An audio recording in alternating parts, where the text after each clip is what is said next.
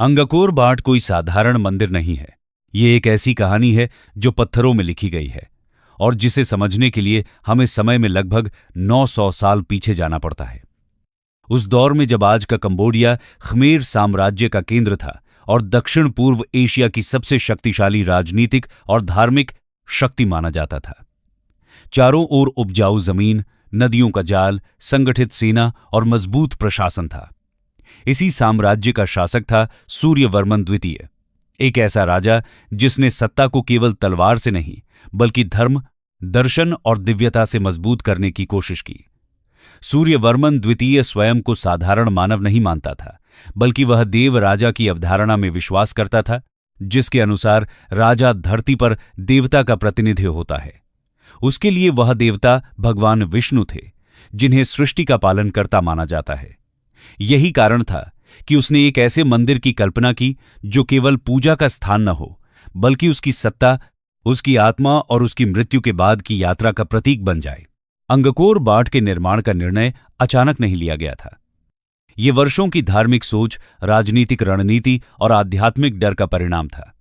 Suryavarman द्वितीय जानता था कि शक्ति नश्वर है, लेकिन अगर वह अपनी सत्ता को देवताओं से जोड़ दे तो उसका नाम और उसका प्रभाव अमर हो सकता है। इसीलिए उसने भगवान विष्णु को समर्पित एक ऐसे मंदिर का निर्माण करवाने का आदेश दिया जो अपने समय की हर सीमा को तोड़ दे। ये मंदिर इतना विशाल हो कि उसे देखकर लोग समझ जाएं कि ये कोई साधारण राज्य नहीं, बल्कि देवताओं के संरक्षण में पलने वाला साम्राज्य है। साथ ही यह मंदिर राजा की समाधि के रूप में भी कार्य करे, ताकि मृत्यु के बाद उसकी आत्मा सीधे विष्णु लोक की ओर यात्रा कर सके। जब अंगकोर बाट का निर्माण शुरू हुआ, तब न कोई आधुनिक मशीन थी, न क्रेन, न बिजली। फिर भी हजारों मजदूरों, शिल्पकारों, वास्तुकारों, गणितज्ञों और पुजारियों ने मिलकर दशकों तक लगातार काम किया। पास की पहाड़ियों से विशाल विशाल बलुआ पत्थरों को काटा गया और विशेष नहर प्रणालियों के माध्यम से मंदिर स्थल तक पहुंचाया गया। यह नहरें केवल परिवहन के लिए नहीं थीं, बल्कि पूरे क्षेत्र के जल प्रबंधन का हिस्सा थीं। आज भी वैज्ञानिक मानते हैं कि ख्मेर इंजीनियरिंग अपने समय से बहुत आगे थी। पत्थरों को जोड़ने के लिए किसी भी प्रकार के सीमेंट या गारे का उपयोग नहीं किया गया। हर पत्थर को इतनी सटीकता से काटा गया कि वह दूसरे पत्थर में लॉक हो जाए। यही कारण है कि सैकड़ों वर्षों के बाद भी यह संरचना खड़ी है। अंगकोर बाट को केवल एक इमारत के रूप में नहीं, बल्कि एक ब्रह्मांडीय मानचित्र के रूप में बनाया गया था। इसका केंद्रीय शिखर मेरु पर्वत का प्रतीक है, जिसे हिंदू धर्म में देवताओं का निवास स्थान माना जाता है। इसके चारों ओर बने शिखर ब्रह्मांड की अन्य दिशाओं और शक्तियों को दर्शाते हैं। मंदिर के चारों ओर बनी विशाल जल खाई केवल सुंदरता के लिए नहीं है, बल्कि यह ब्रह्मांडीय समुद्र का प्रतीक है और साथ ही संरचना की नींव को स्थिर रखने का वैज्ञानिक उपाय भी है। यह दिखाता है कि उस समय धर्म और विज्ञान को अलग अलग नहीं देखा जाता था, बल्कि दोनों एक दूसरे के पूरक थे। एक बेहद महत्वपूर्ण और रहस्यमयी बात यह है कि अंगकोर बाट पूर्व की बजाय पश्चिम दिशा की ओर मुख किए हुए है। हिंदू परंपरा में पश्चिम दिशा को मृत्यु और परलोक की यात्रा से जोड़ा जाता है। विष्णु मंदिरों का पश्चिम मुखी होना इस बात का संकेत माना जाता है कि यह मंदिर मोक्ष और आत्मा की अंतिम यात्रा से जुड़ा हुआ है। यही कारण है कि कई इतिहासकार मानते हैं कि अंगकोर बाट सूर्यवर्मन द्वितीय की समाधि के रूप में भी कार्य करता था। मंदिर के गलियारों से गुजरते हुए ऐसा लगता है मानो इंसान सांसारिक दुनिया से निकलकर धीरे धीरे किसी दिव्य लोक की ओर बढ़ रहा हो। अंगकोर बाट की दीवारों पर उकेरी गई नक्काशियां इस मंदिर की आत्मा हैं। इन पत्थरों पर रामायण का लंका युद्ध, महाभारत का कुरुक्षेत्र, समुद्र मंथन और भगवान विष्णु के विभिन्न अवतार इतने विस्तार से उकेरे गए हैं कि वे केवल धार्मिक कथाएं नहीं, बल्कि उस समय के समाज, सेना, वस्त्र, आभूषण और जीवन शैली की झलक भी देते हैं। समुद्र मंथन का दृश्य विशेष रूप से महत्वपूर्ण है, क्योंकि यह सृष्टि, संतुलन और अमृता की खोज का प्रतीक है। वही खोज जो शायद सूर्यवर्मन द्वितीय स्वयं भी कर रहा था।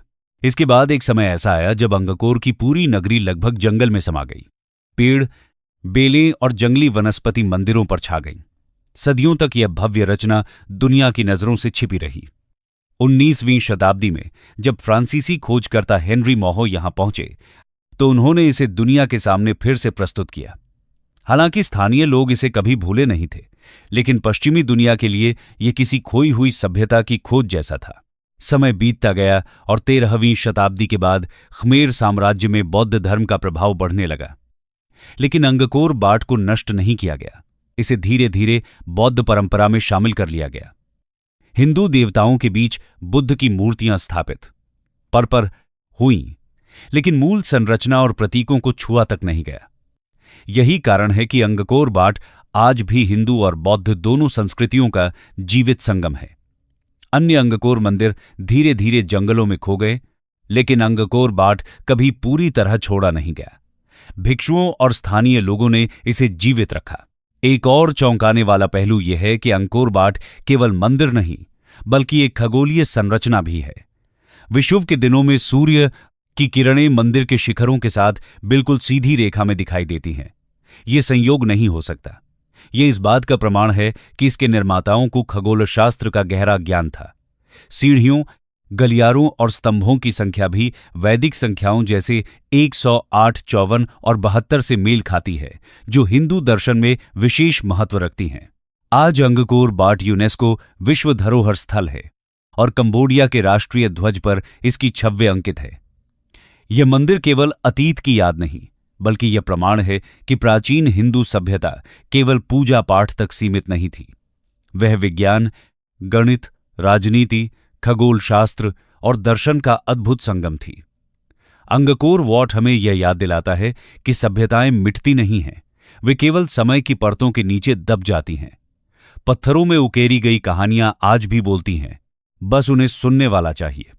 जब कोई व्यक्ति अंगकोर वाट के गलियारों से गुजरता है, तो उसे यह एहसास होता है कि वह केवल इतिहास नहीं देख रहा, बल्कि उस दौर की आत्मा को महसूस कर रहा है जब इंसान ने ईश्वर, प्रकृति और ब्रह्मांड को एक ही सूत्र में पिरोने की कोशिश की थी। अगर आपको ऐसे रहस्यमयी इतिहास, छुपी हुई सभ्यताएं और वो सच जानना है जो किताबों में नहीं मिलता, तो अभी इस चैनल को सब्सक्राइब कीजिए